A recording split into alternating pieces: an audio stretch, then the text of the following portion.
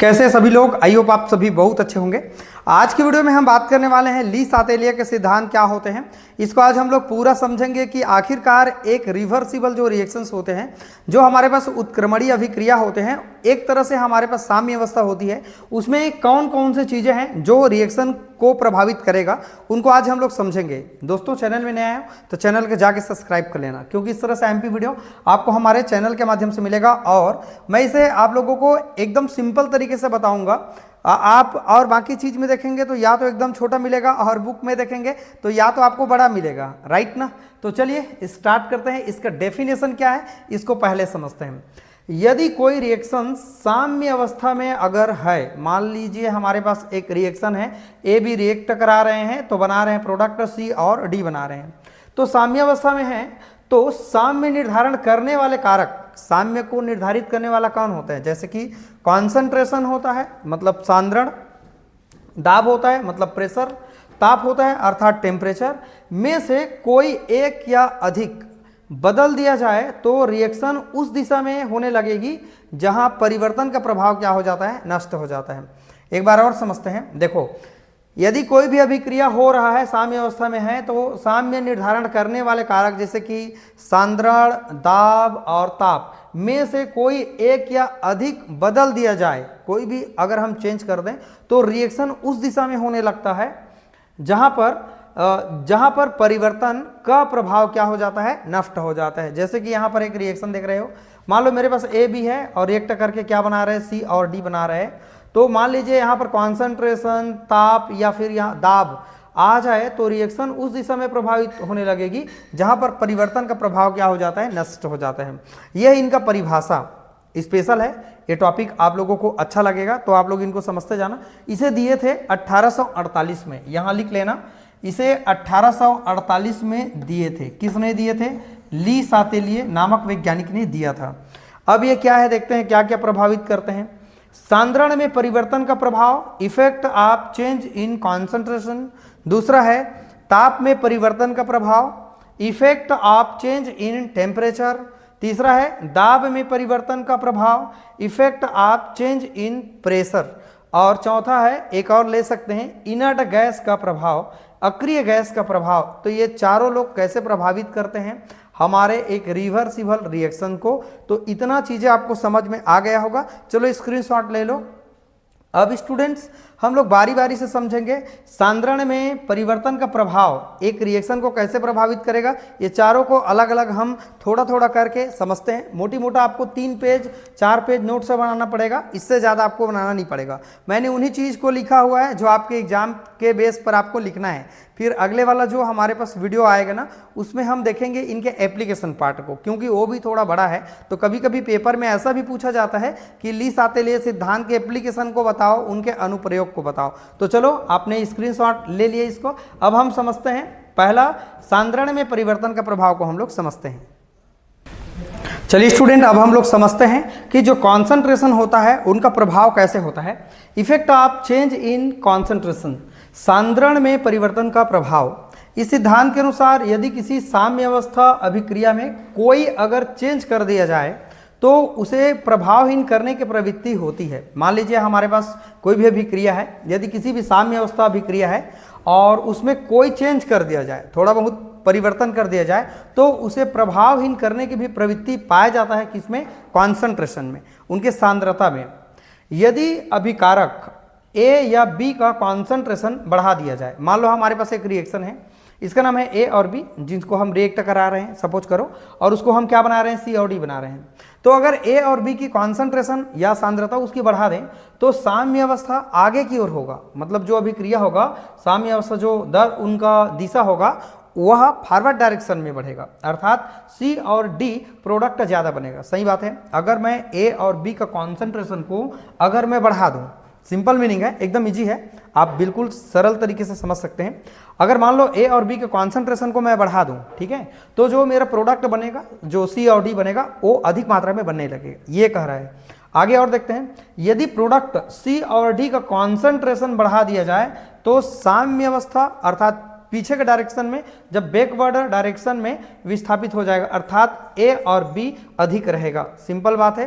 जब इसकी सांद्रता बढ़ा दिया जाए तो ये ज़्यादा मात्रा में बनेगा, और अगर C और D की कॉन्सेंट्रेशन बढ़ा दें तो जो A और जो B होगा, जो बैकवर्ड रिएक्शन होगा, वो हमको ज़्यादा मात्रा में प्राप्त होगा। जैसे कि रिएक्शन है आयरन 3+ आयन है, ये येलो कलर है, और यहाँ पर ACN है जो कलरलेस है, रिवर्सिबल का निशान है। दोनों को आपस में जब हम रिएक्ट कराएंगे तो यहाँ पर एक कॉम्प्लेक्स बन जाएगा जहाँ पर आयरन है और ACN है, और ये कौन सा कलर मिलेगा आपका, रेड कलर मिलेगा। यही है इसका कॉन्सेंट्रेशन का प्रभाव। आई होप आपको समझ में आया होगा। बस आप लोग थोड़ा से इनको लिखते जाना, नोट्स बनाते जाना। बड़ा वीडियो नहीं है, छोटा सा वीडियो में आप काफ़ी अच्छा से नंबर ला सकते हैं। तो चलो स्क्रीनशॉट पहले ले लो, ठीक है। अब चलिए दोस्तों, इसके बाद हम लोग दूसरा और देखते हैं कि हमारे पास जो कॉन्सेंट्रेशन के बाद यहाँ पर टेम्परेचर कैसे प्रभावित करता है। एक हमारे पास रिएक्शन को, उनको हम लोग देखते हैं। उसके बाद जो हमारे पास दाब होगा वो कैसे प्रभावित करता है, उसको भी हम लोग समझते हैं। चलिए स्टूडेंट, अब इसके बाद हम लोग समझते हैं कि effect of change in temperature, ताप में परिवर्तन का प्रभाव क्या होता है, इसको आप समझेंगे। बहुत अच्छा है, बड़ा हमारे पास ये बहुत ज़्यादा लिखना नहीं इसके अंतर्गत, जितना मैं बता रहा हूँ उतना को अगर आप लिख लेते हैं तो 4 नंबर 5 नंबर आप अवश्य ले लेंगे। दिए गए अगर रिएक्शन में फॉरवर्ड रिएक्शन अगर है तो उष्मा शोषी अभिक्रिया हो रहा है। मान लो मेरे पास A और B है जिसको मैंने रिएक्ट कराया और C और D बना दिया।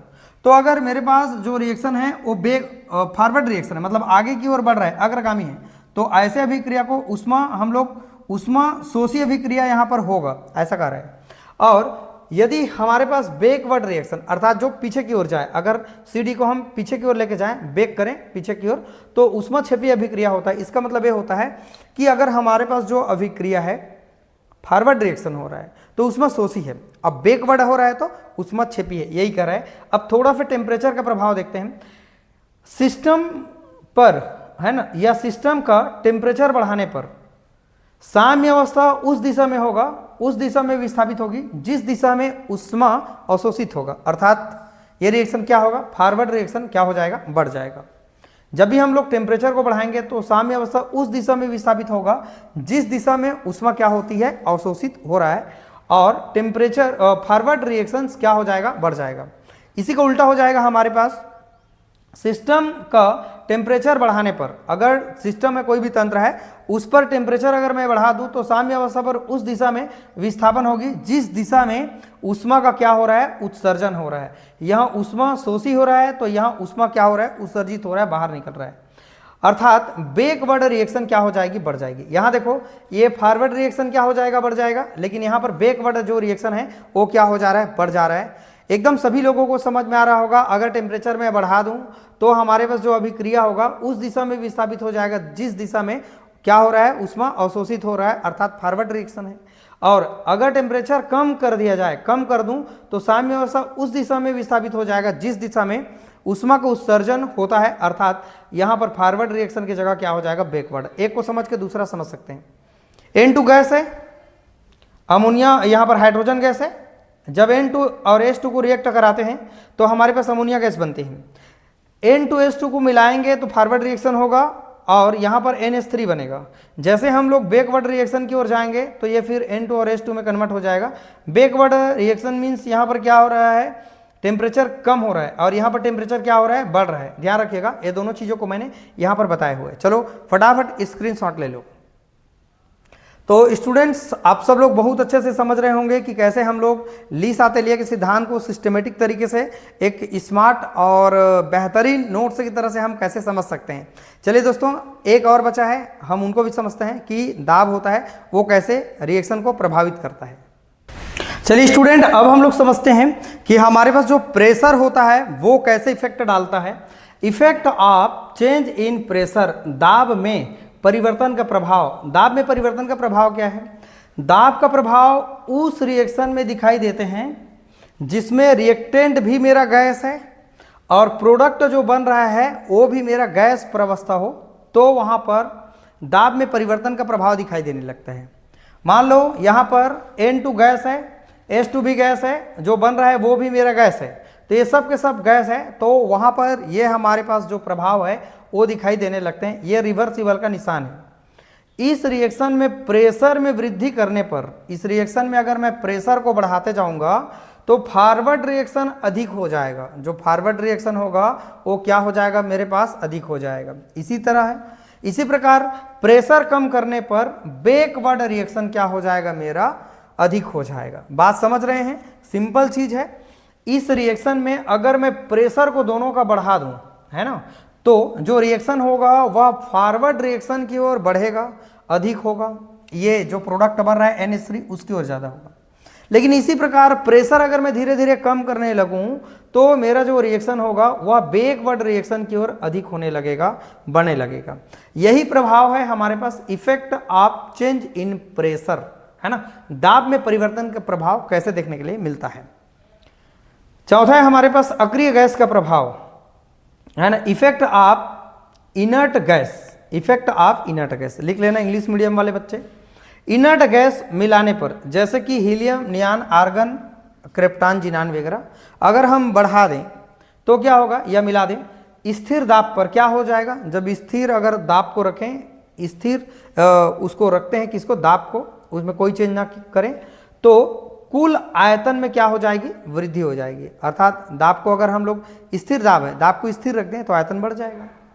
और देखते हैं स्थिर आयतन पर कोई प्रभाव नहीं होता है। अगर हमारे पास जो आयतन है वो स्थिर है तो कोई परिवर्तन नहीं होता है। और लास्ट है पांचवा, उत्प्रेरक का प्रभाव, इफेक्ट ऑफ कैटालिस्ट। इस कैटालिस्ट का कोई प्रभाव नहीं पड़ता है, कोई प्रभाव नहीं पड़ता है। चलो स्क्रीनशॉट ले लो सभी लोग।